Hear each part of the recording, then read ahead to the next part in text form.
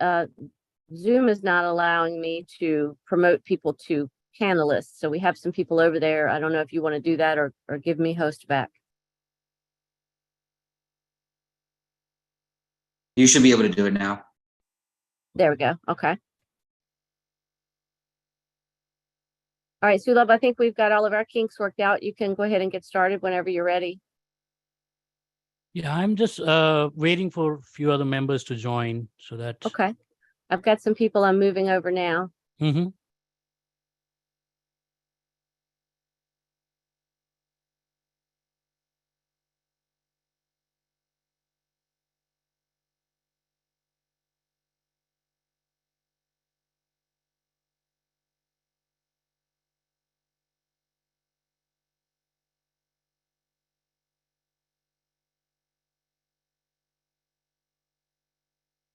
Let's give a few more minutes and then we can get started. All right.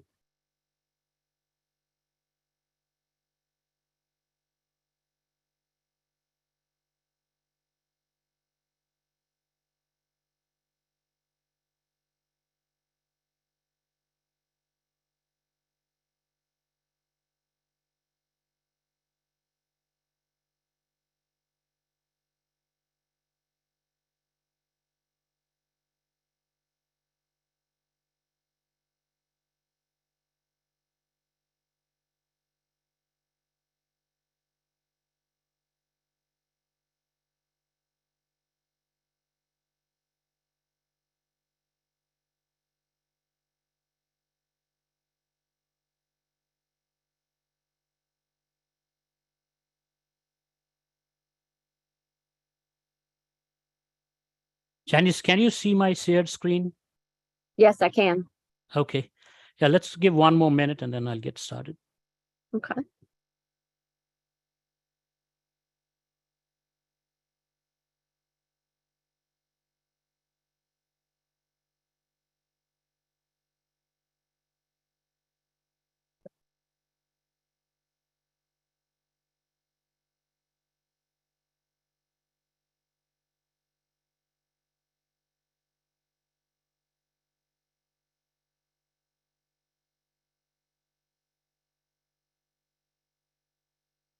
Okay, let's get started. Good afternoon, everybody. My name is Sulabh Aryal, and I'm the project manager for this socio-economic data development project for 2050, which we are developing cooperatively. We, as a group, met, I guess, on July 2022, and it's been some times since we have met, but as a group. But in between those times, I have had communication with the locality representative in order to develop and finalize the data. So we have a packed agenda today, in which we'll start with welcome and introductions. We'll have roll call, the approval of the July 22nd, 2022 meeting minutes. We'll open for the public comments period, and then we'll have a recap of what we proposed for the baseline projection methodology. And then finally, I'll ask for the approval of the baseline data. And then we have some additional items which we have done this time, which we haven't done in previous iteration of this project. We have developed a socioeconomic data dashboard and story map, which the data scientist team would present to you. And then I'll touch a little bit on the scenario planning process, which we are working on parallelly. So Janice, if you can make a roll call for attendance, that would be great.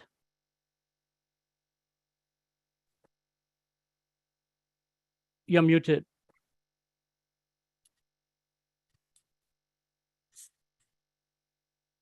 Sorry about that.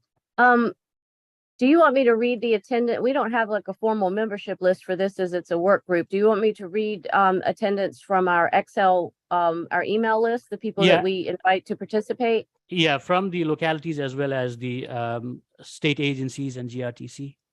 All right, give me just 1 minute to pull up the correct file. Hold on 1 second. And if I miss anybody, because again, I think this list it's been a while since we've met and there may be some changes. So when I'm finished, if I've missed anybody, just let me know. And I don't have them in locality order. I have them in last name order. So I will start with Nora Amos. Here. Thank you.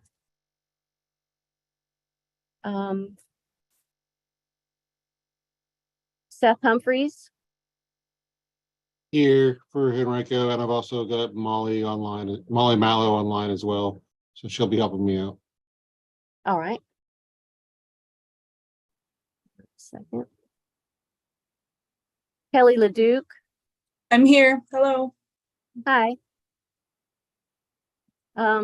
Peter Liu. Yes, I'm here. Brian Mercer. I'm here. Jonathan Montgomery. Let's see. Andrew Pompey. Here. Nicole Presner or Preisner.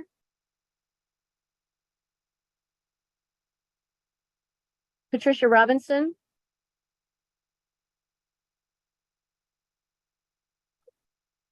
I know Patricia is with us on the Zoom. I'm not sure if she's able to indicate her attendance, but Patricia, if you can hear me, I do have you marked as present.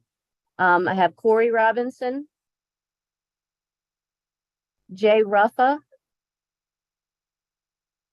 Sam Sink, Ron Swakowski. I'm here, and Jade no longer works for us. He just left to go to Colonial Heights. Oh, okay. I will take care of that. Let's see. Daniel Wagner. Liz McAdory. Nicole Mueller. I'm here. Hi, Nicole. Hi. Sarah Rhodes. Okay. That is everybody that I have read off of our email list. I know that we have some other people on here that were not on the list, and I will make note of your names and attendance from the Zoom list. Thank you, And add you for future emails about future meetings. Thank you, Janice. We have some staff from Plan RVA as well. You guys want to introduce yourself? Hi, I'm Sareen Adhikari, Principal Data Manager, Plan RVA. Hi, Hi, I'm Elizabeth Greenwell. I'm the data analyst at Plan RBA. Hi, I'm Rishabh Singh. I'm data analyst at Plan RVA. I'm Sid Kumar. I'm the digital media specialist at Plan RVA. Thank you, everybody. Let's go to the second item in the agenda, third item on the agenda, actually. It's the open public comment period. So Janice, is there anybody from the public who likes to speak, or did we receive any email for this meeting? We did not. We don't have any requests to speak or provide comment. Okay, hearing that, I close the open public comment period now. The next item in the agenda is, I think I skipped number 2. So I have to go back to number 2, which is the approval of the July 22nd, 2022 meeting summary. It's been a while, but I think we have to ask for the approval. I would need a motion and a second. And I think Janice, a voice vote would Yes. suffice for this. So moved.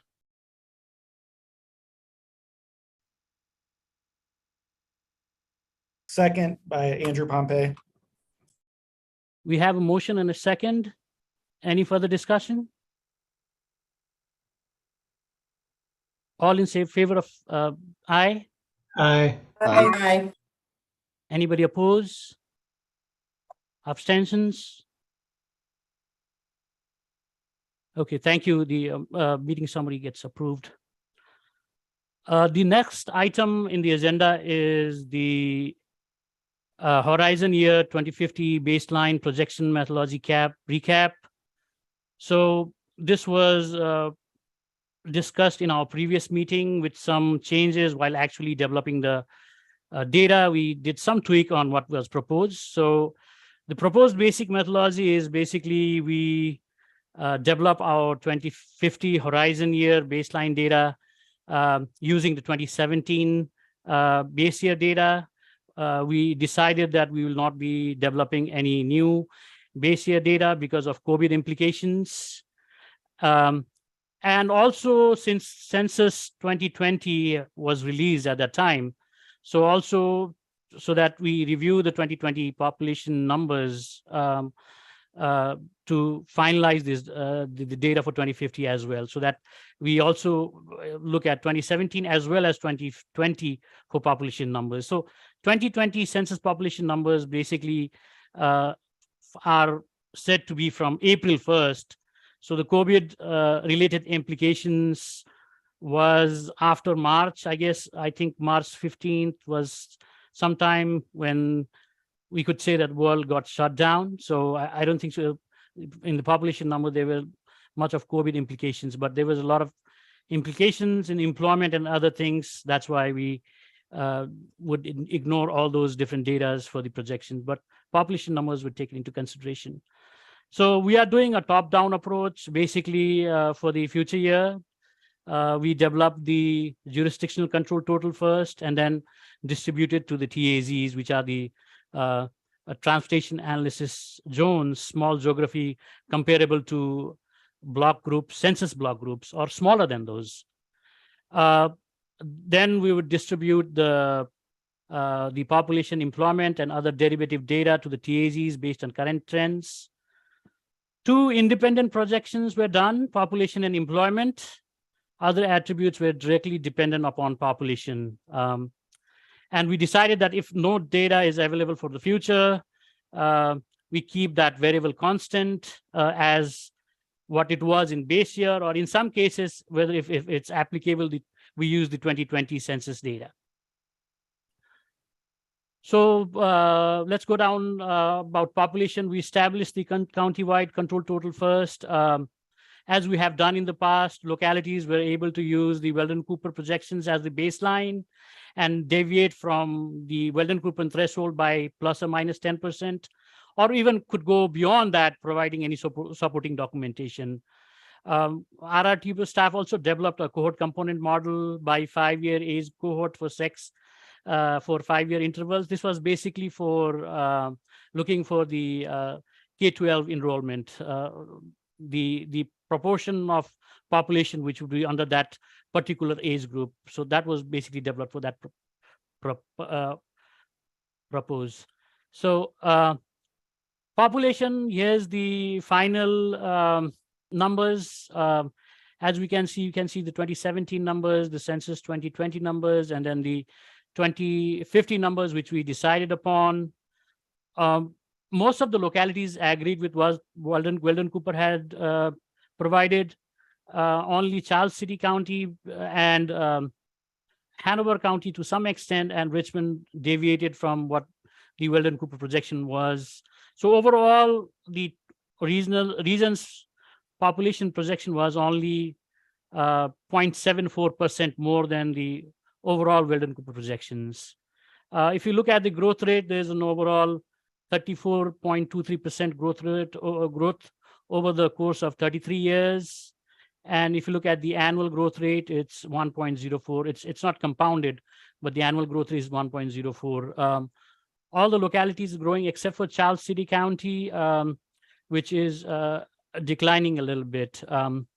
That's why we use the Weldon-Cooper plus 10% so that it reaches some amount, because Weldon-Cooper has projected the 2050 population way far below than the actual 2020 census populations, and we raised it a little bit by 10%. For the distribution of population in the TAZs, we looked at the net difference of base year and the future year, and the exact growth was calculated, which needs to be added and distributed over all the TAZs. One assumption which we made was that each TAZ would retain at least the same population as for the base year. So there won't be any negative growth in any TAZs. And Charles City was an exception because overall the population was decreasing in Charles City. So we have to account for that. So some of most TAZs lose population proportionally as the total population in Charles City decreased.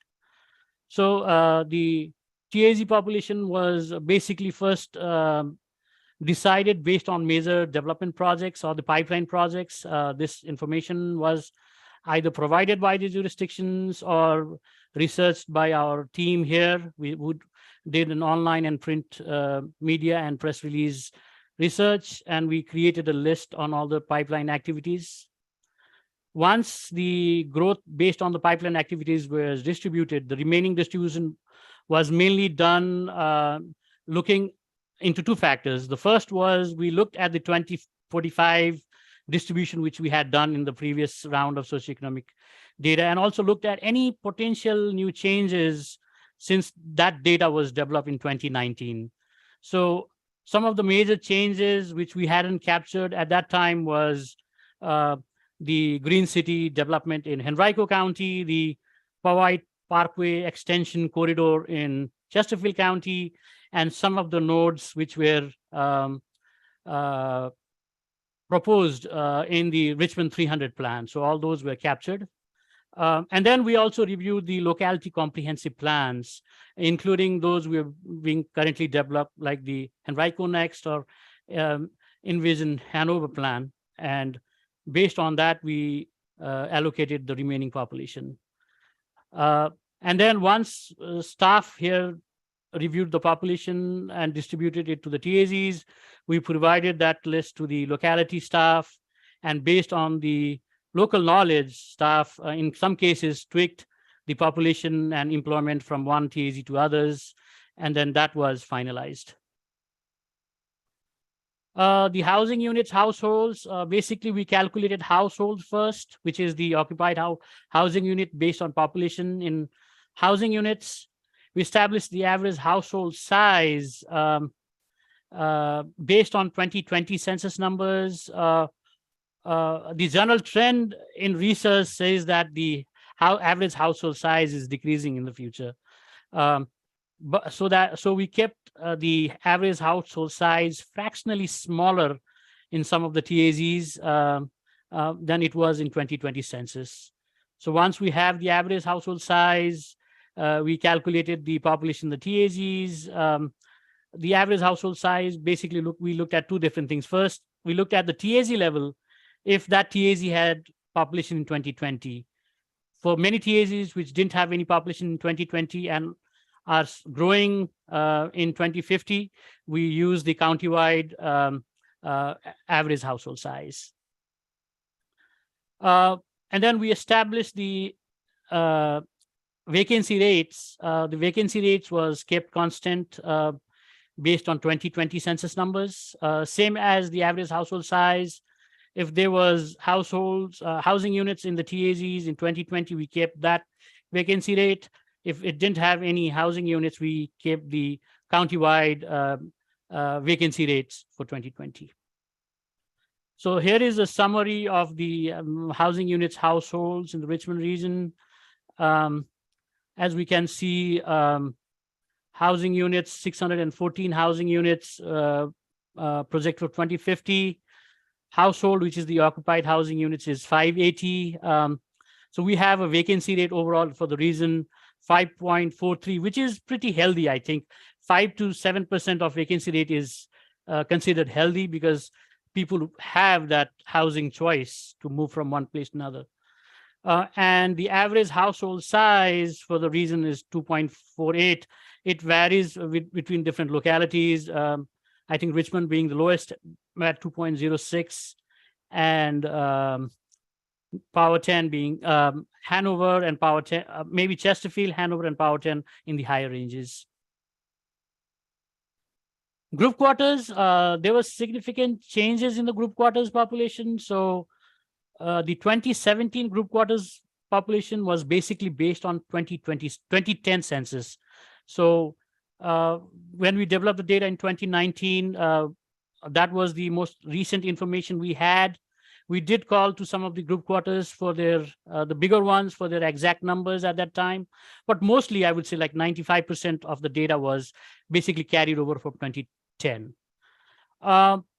So due to the COVID pandemic, most of the group quarters population decreased during and after the COVID-19 pandemic, which is obvious.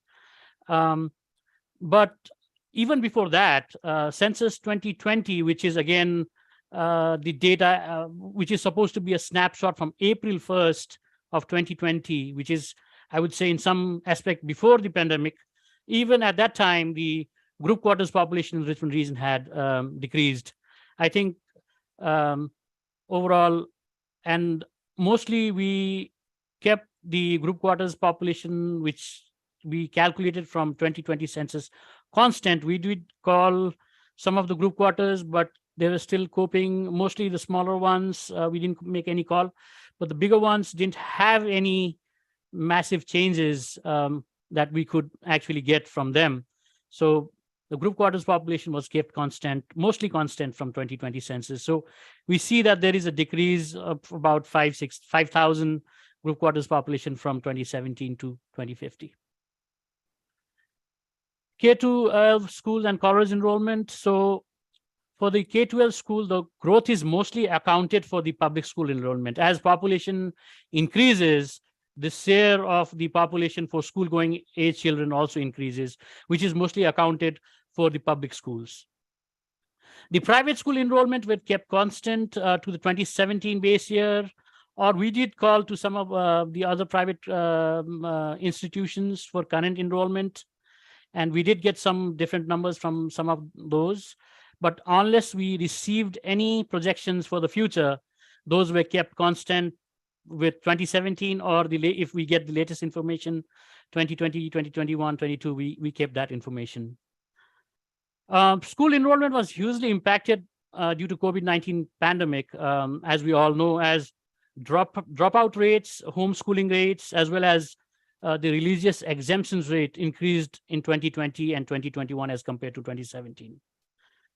And the enrollment data had a new dimension as well. So the mode of instruction, which was obviously in person during 2017, the data we saw, it had remote, in person, and in some cases hybrid, for some school districts hybrid as well. And then, as I mentioned earlier, we developed a cohort component model for the future population by age cohort. So we calculated the total school-going age children from ages 5 to 19 based on the population shift. As we all know, the aging dynamics is changing in the population. So based on that, we captured the school-going age children. So based on all these things, like the dropouts rate increasing, homeschooling rate increasing, and the mode of instruction, which is, again, I think will be going back to in-person for at least for public schools, we decided to ignore the 2020 and 2021 enrollments, and also not look at the dropout rates or homeschool rates or the religious exemption rates from 2020 and 21, and just keep them same as 2017 as we had decided, and only keep one mode of instruction, which is in person. We decided that, and then finally we used a adjusting factor. So in some cases, like children in Hanover County might attend private school in Henrico County and so on. So they might attend school outside the region as well. So we developed an adjusting factor for each locality. And then based on that, we calculate the public school enrollment for each localities. And then finally added the private school enrollment to that. That's how we got the K-12 enrollment. College, we did reach out to the bigger universities for if they have any master plans or any expansions which they think would have more enrollment. Most of the cases, we didn't get any feasible projections. So we kept the current enrollment or the 2017 based on if we were able to reach out to them or not, and projected from that 2050. So overall, 2017, 179, almost 180,000 K-2 school children, including both private and public schools, which would increase to 232 in 2050. College enrollment, 76,000, and based on the information we got from different universities and colleges. It's increasing slightly, like it's going up to 78,000. The other thing which we looked at, obviously, the important thing is employment. So we as a staff developed the employment control total by jurisdiction and by 2-digit NICS code, which is by sector. So we have 20-digit codes. So we first developed the 20-digit code employment by each sector and then aggregated that to the jurisdictional level. So this model was based on a previously developed model by Chumara Economics firm, which is a Richmond-based firm, a nationally recognized economics analytic firm. And RRTPO had provided significant data to them. The model basically used 3 on-the-ground employment. So we used 2008, which was before the Great Recession. We used 2012, which is after the Great Recession, and then 2017, the last base year, to develop the future projections. Also looked at local, regional, and national trends. So that's how the model was developed.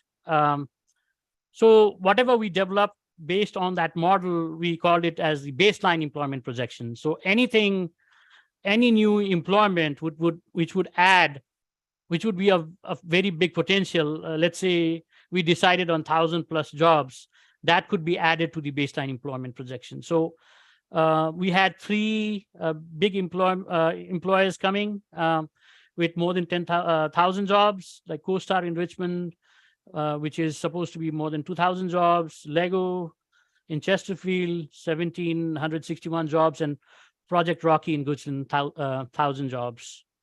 So based on all those information, we established the employment control total.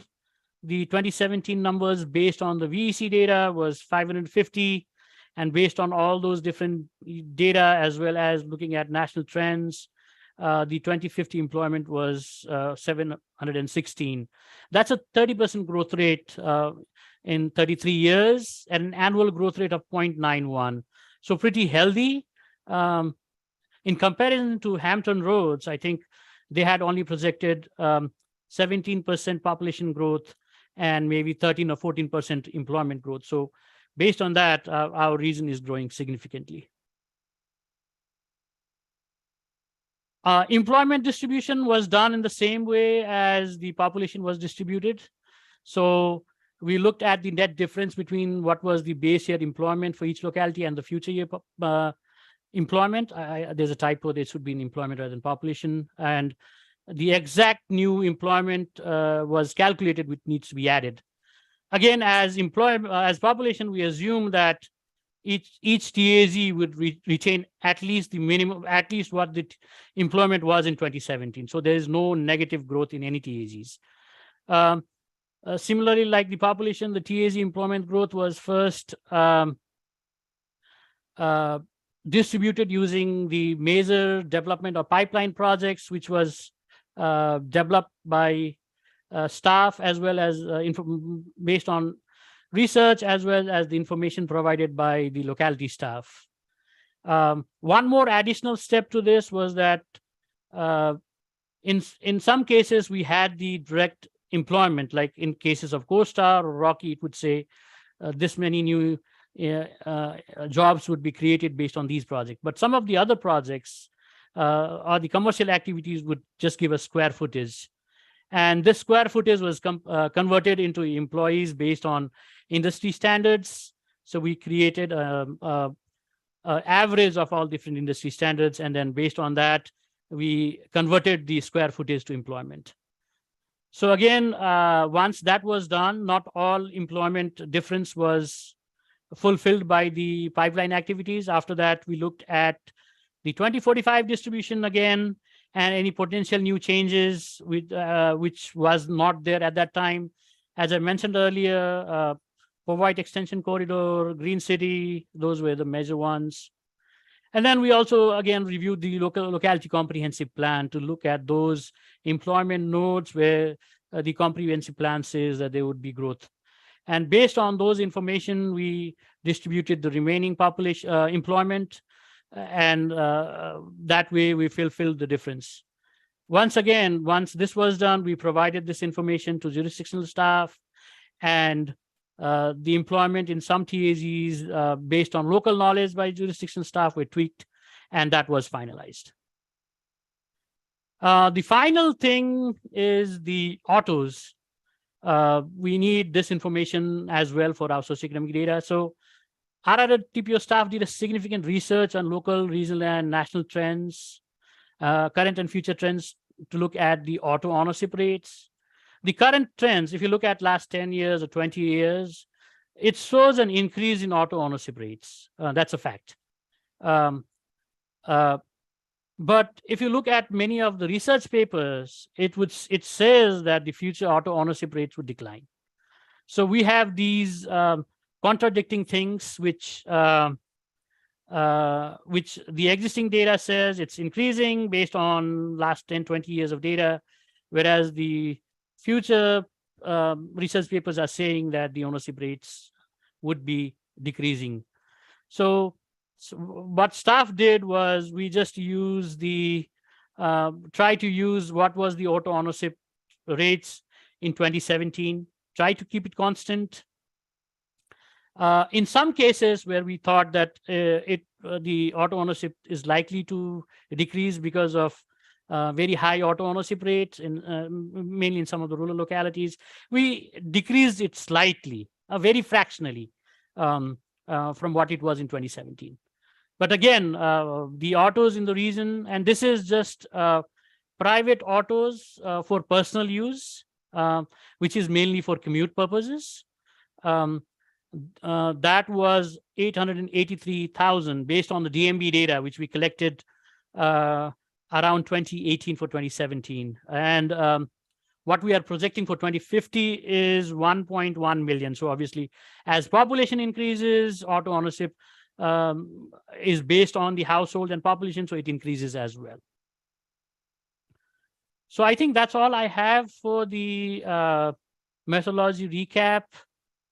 I would be happy to answer any questions if anybody have any specific questions about anything.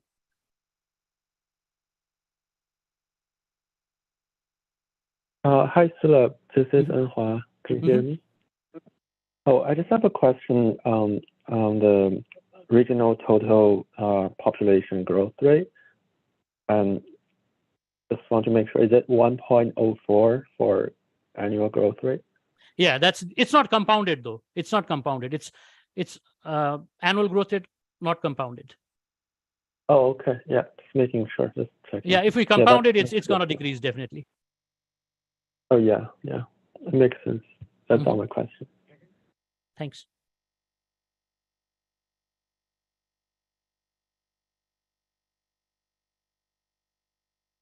Okay, hearing none, I think we can proceed to the next agenda item, which is the approval of the baseline data. So if you received the agenda packet, we have two documents there. One is it's basically the same document. One is the executive summary, which just has the introduction as well as the summary of 2017 and 2050 data. And the basic methodology for 2017 and 2050. It doesn't include the individual TAZ level data or the maps for the individual TAZs. So that's basically that which we would print for the policy board for their approval. And then we have the complete report, which has all the information which is in the executive summary, plus it has all the TAZ level data and the maps. And I can go over it quickly. So yeah, this is the executive summary. We have the acknowledgement and disclaimer, which we normally have to put.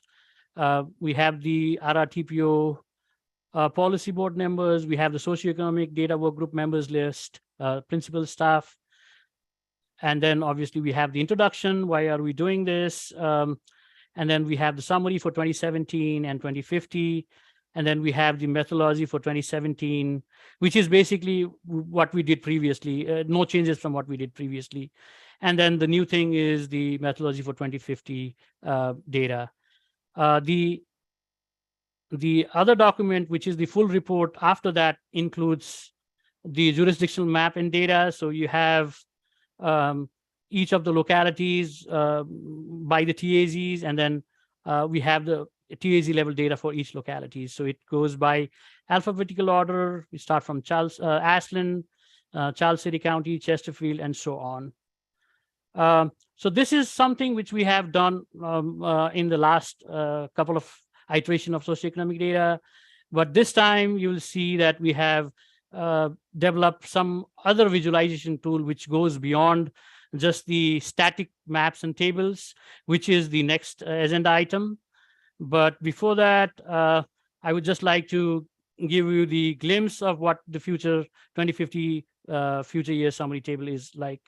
So this is the final summary table, which has everything in it. A population, we have the total population, we have the population in households, and then group quarters. The population in household is total population minus population in group quarters.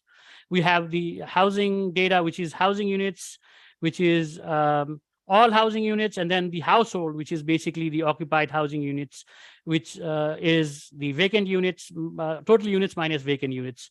We have the autos, then we have the K-12 enrollment for colleges, schools and colleges, and then we have total employment, which is broken down into retail and non-retail. We do have the employment breakdown by 20 different NICS categories, but that is some data which we don't publish, but that information was provided to the locality staff. So we have a further breakdown of the employment into 20 different categories. And based on that, 3 categories are considered retail. So we sum up those 3 categories for retail, and rest of the other categories are non-retail. So in this table, Ashland has been displayed separately as well, but it is also a part of Hanover County. So the Ashland is not counted twice in the table, but for the display purpose, we have separated Ashland as well. So having said that, I have this resolution presented in front of the socioeconomic data work group. The resolution says that the socioeconomic data work group approves the 2050 future year data at all the 3 different levels, which is the first one is traffic analysis zones, the second is jurisdictional level data, and then the final, the regional level, and recommends RRTPO Technical Advisory Committee to approve the data as it is presented by RRTPO staff. So unless we have any questions, I will ask for a motion and second.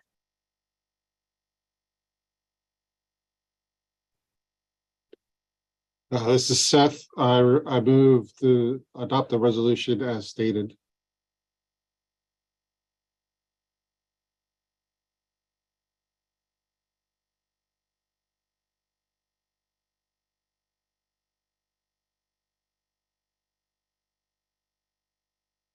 Does anybody want to second the resolution? This is Andrew Pompey. I'll second the motion. Thank you, Andrew. Janice, I think we need a roll call vote on this.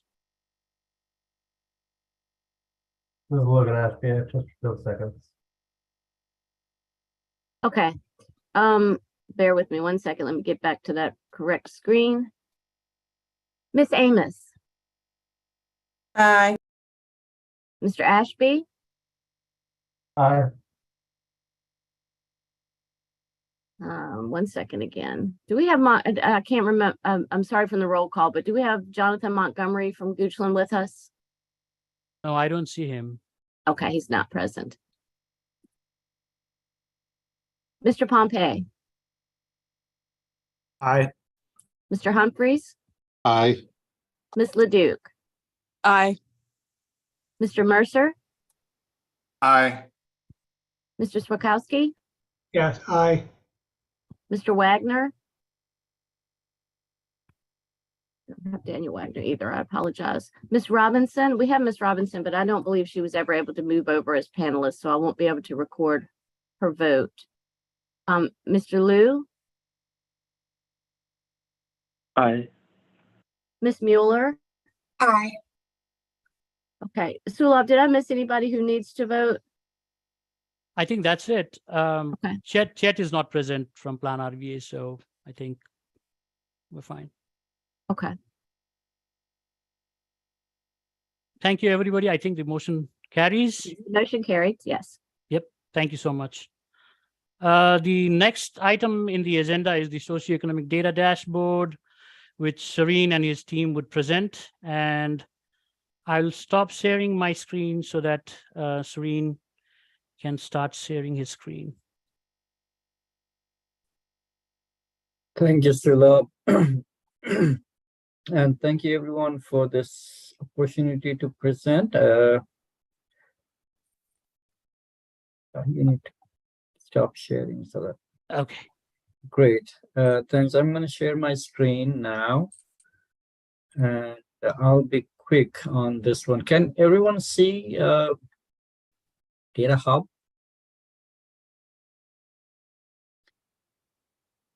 Okay, Silo, can you see the screen? Yeah, I can see the screen. Okay. We have created a data hub for this socioeconomic data to sit, to reside, and to be shared publicly.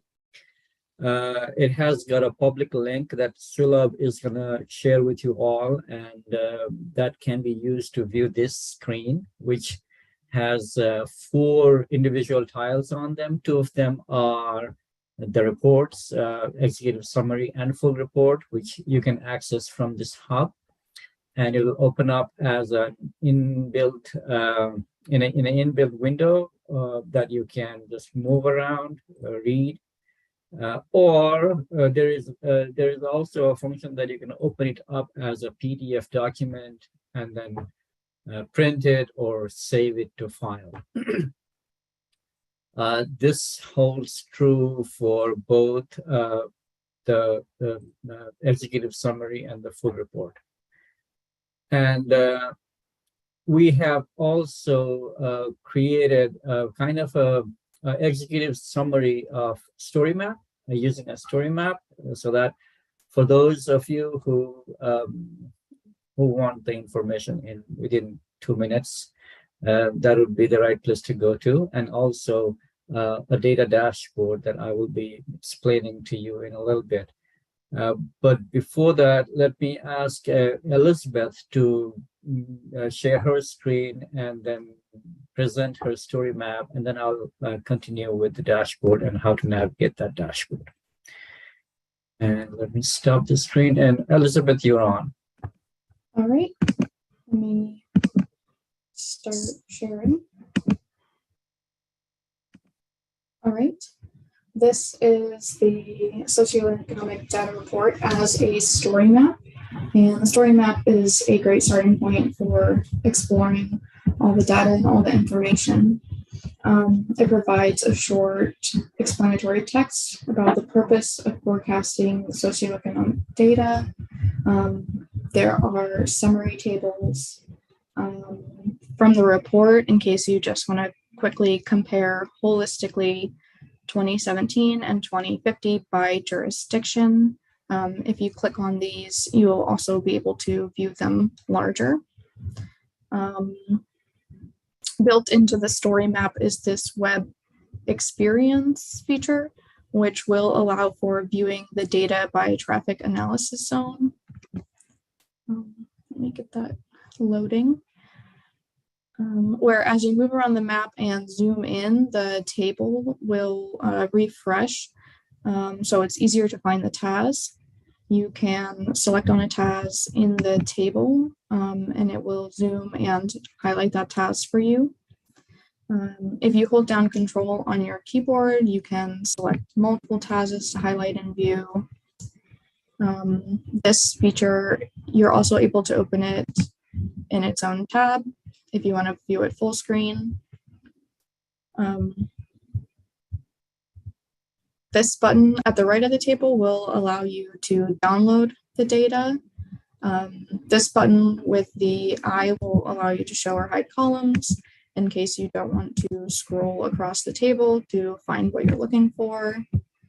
And this trash can button will clear your selection. It won't clear anything from the table or any information, but it will allow you to start looking around again and highlighting other TASs. below we have some insights from all the socioeconomic data. You can start looking at how population will be distributed across our region, what TASs are predicted to experience the most growth in population and the most growth in employment. So that kind of gets you thinking about the data and prepares you for the dashboard, which is going to give spatiality to all those attributes that we looked at in making the report.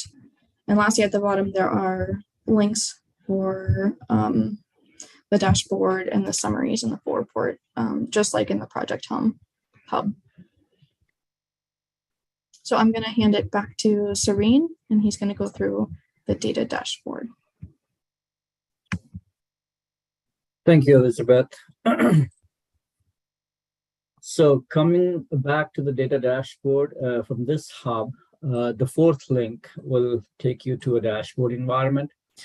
It opens up with a disclaimer about what the data, what the dashboard is about, and what are the sources of the data, and some of the limitations of the data disclosure. The next tab, it'll tell you, give you a little bit of tips about how to navigate around in this dashboard. So it opens up with a map on your right pane and some data tables on your left pane. The first block of data table, this one where my mouse is hovering right now, it is a combination table that tells you an aggregation of total population and population change in numeric, like 2050 minus 2017, and percent change. And it does the same for the employment change in total numbers and also in percent change. And this table is dynamically connected with the map, and you can interact with the map either by zooming in, zooming out, panning, and then the information on the table will respond to, it should respond to your zoom in, zoom out functions there. Now, if you specifically know which locality you want to look at or which specific task you want to look at, there is a function on the top bar, filter button, that lets you select a specific locality, and the map focuses on that specific locality, as well as the table numbers change depending on what you have selected.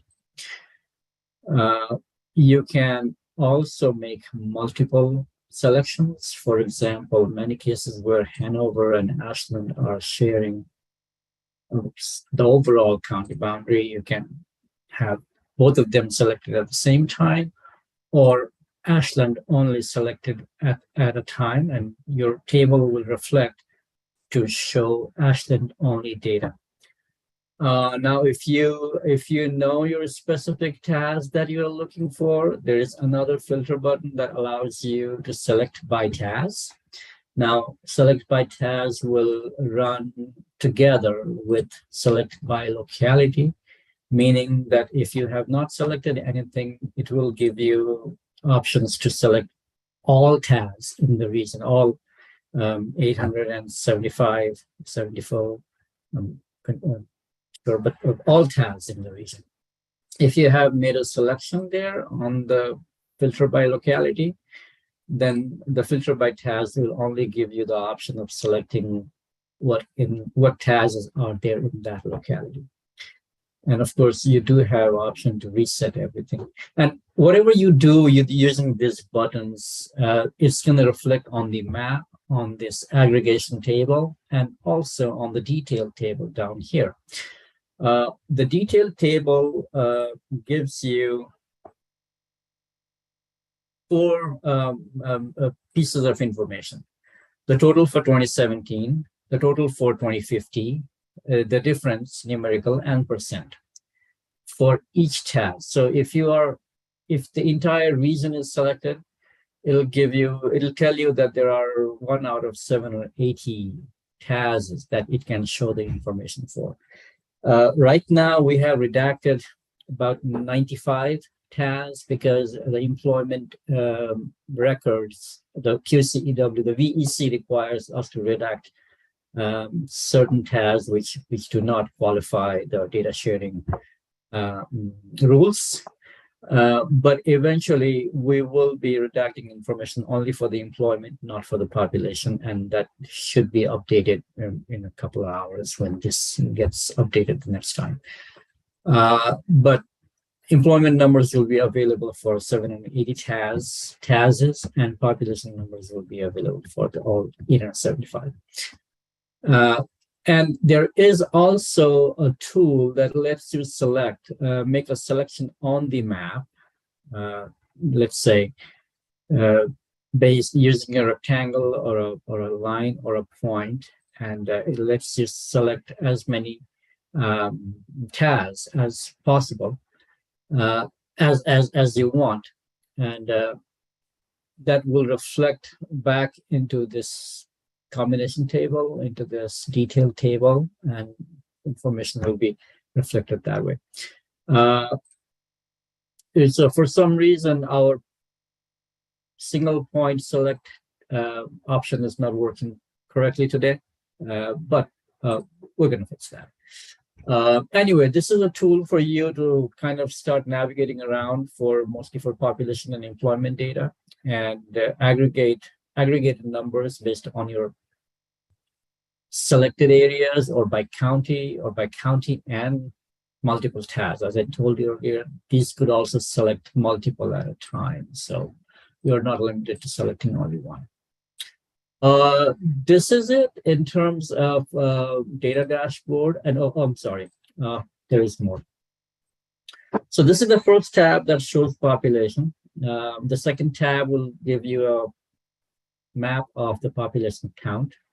The red TASs represent TAS that are declining in population, and the blue ones are increasing. The darker ones are increasing more, and you can also activate the legend of what these colors mean by clicking on this button, and that tells you what these colors actually mean. The third tab is population change by percent. The second one was count, the third one is percent, and it's the same way. You can navigate in all of these 5 maps in the same way as I showed on the first one, and the tables should all follow through in terms of interactivity. The fourth one is the employment map, where it shows high and low employment areas. So that is total number of jobs, and then percentage change in employment. If you have any questions so far, I would be happy to take them. Otherwise, this is all the data and interactivity that you can do on this dashboard. Thanks.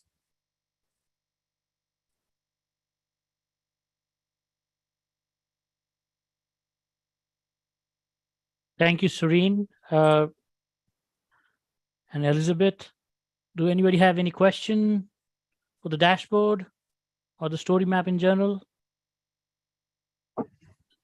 This is something which we have done for the first time, so I hope it will be useful to the localities as well as the public. The static document, as we all know, it'll just be stored in our book rack, and it's even for me, it's going to be difficult to look at the exact TAZ and remember what TAZ it is and look at. So I think this would help us better understand the data.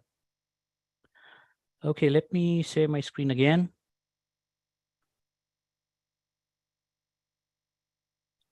Can everybody see my screen? Okay. Yes. Great.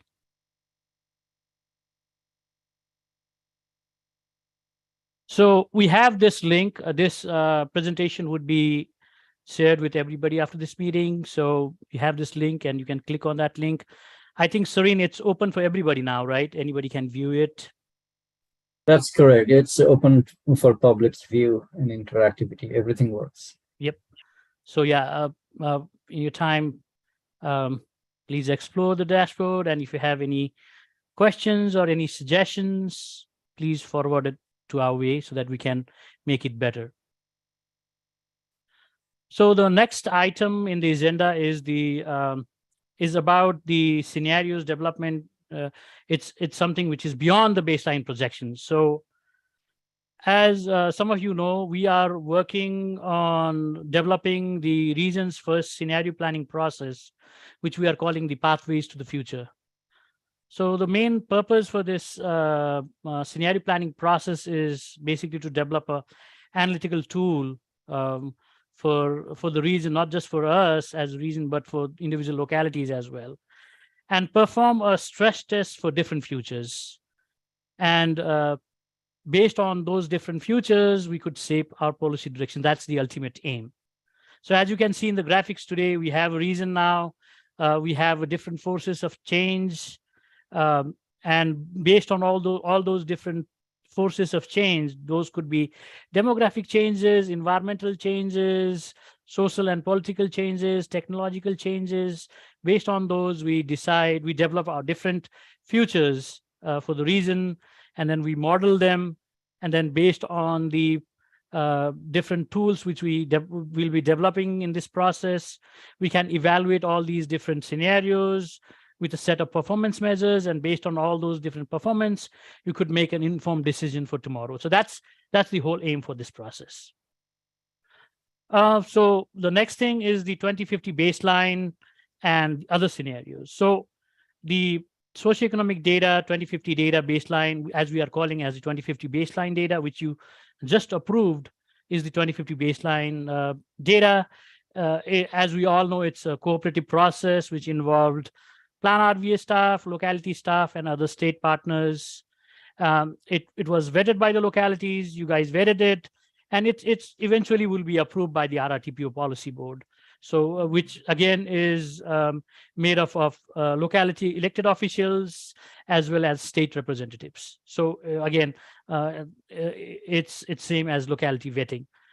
So the baseline scenario as we developed was basically using 2017 data. We ignored all the COVID implications. It aligns perfectly with the locality comprehensive plans because it was based on comprehensive plans. As I told you, 34% population growth over the next 33 years and 30% employment growth. So that's a significant growth. But even if it's 34%, we can say that the overall projections which we did can be considered relatively conservative. I will give an example. Richmond 300 process, I think when developing that process, they had population projection, 3 different, I think the one which we have projected is very less aggressive. It's around 280. Then they had something around 300, and they had a most aggressive scenario around 330 as well. So looking at overall things which we did, we based on trend lines, we are being very conservative to our scenarios. So we can call that the overall process which we developed, our baseline scenario is very conservative. And what about other scenarios? So other scenarios and other narratives. So scenarios in which we will be developing for the pathways of future could explore what would happen if growth goes beyond the 2050 baseline. And the second thing would be scenarios could explore different ways that the growth could occur.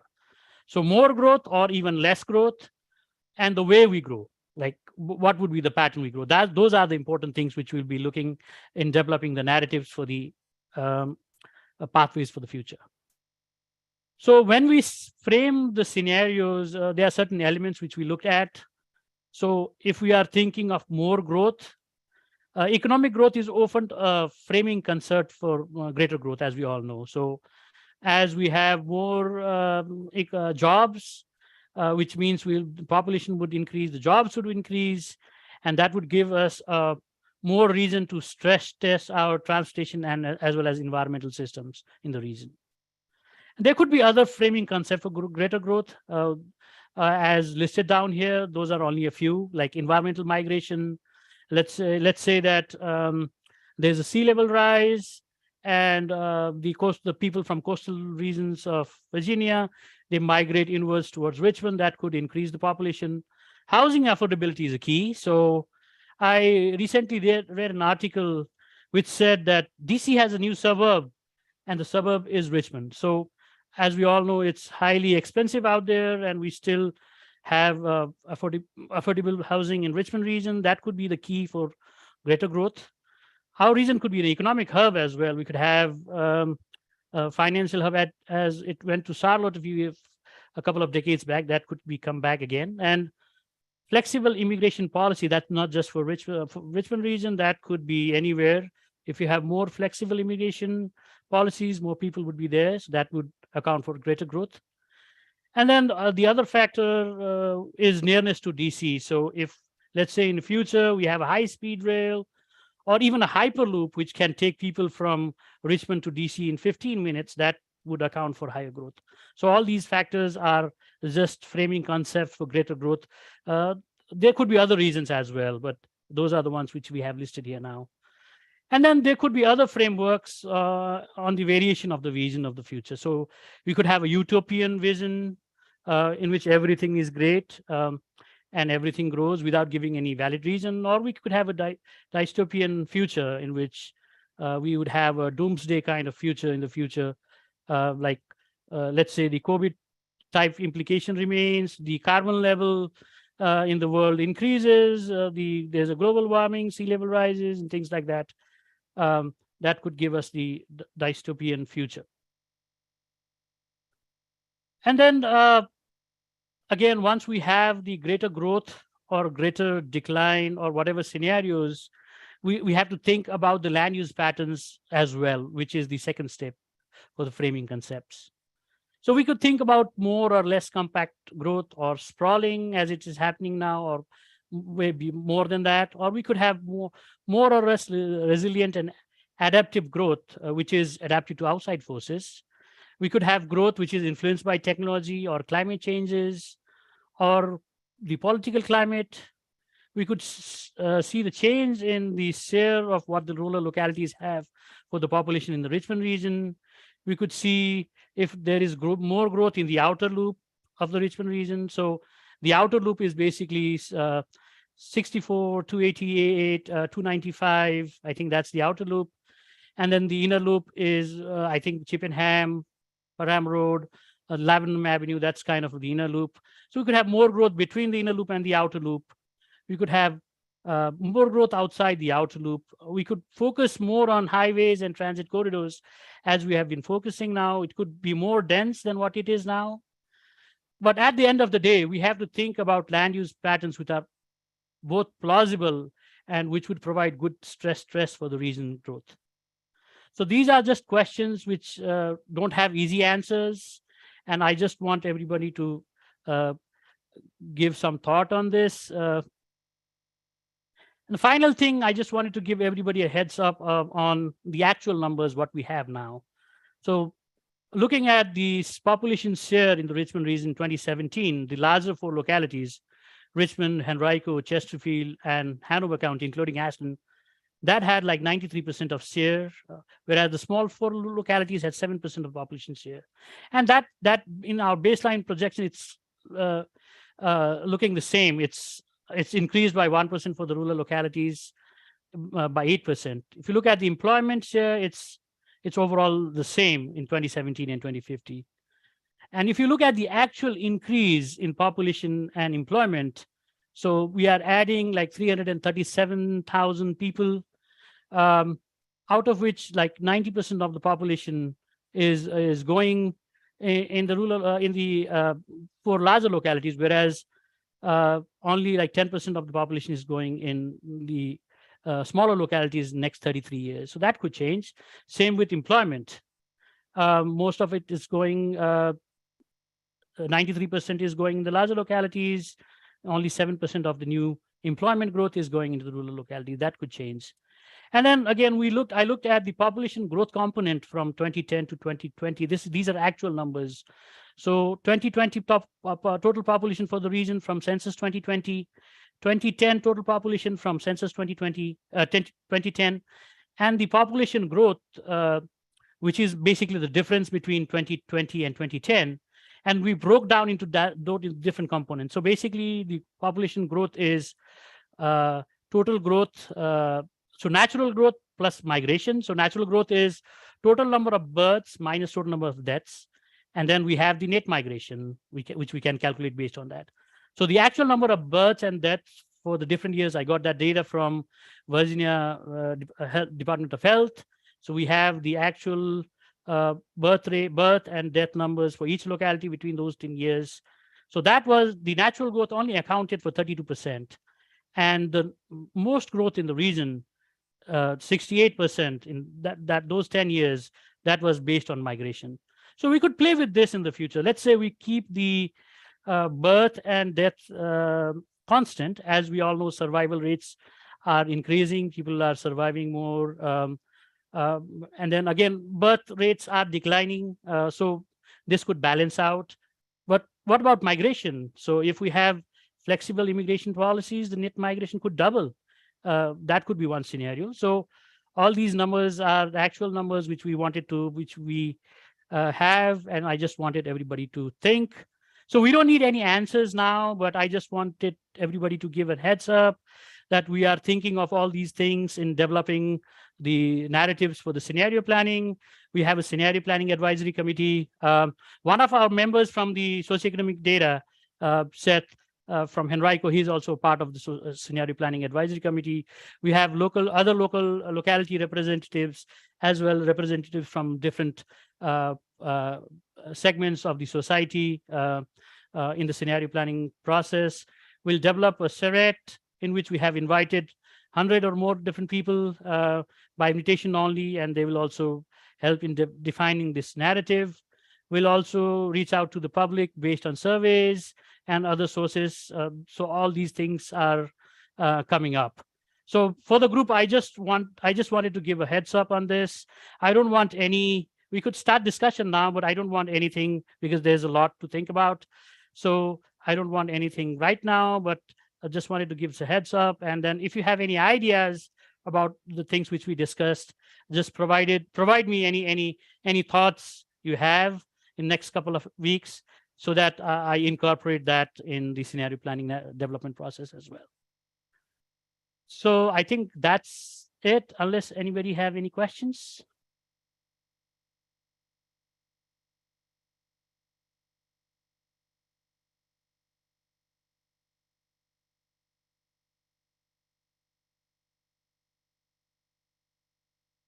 Okay, hearing none.